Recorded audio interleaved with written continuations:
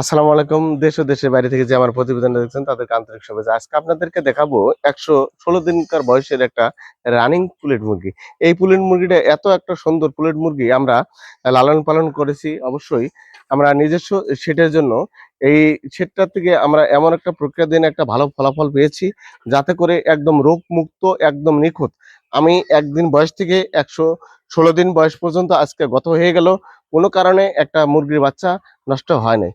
আর এটা অবশ্য গ্রোথের ব্যাপার থাকতে হবে। এ গ্রেডের বাচ্চা আমরা এনেছি।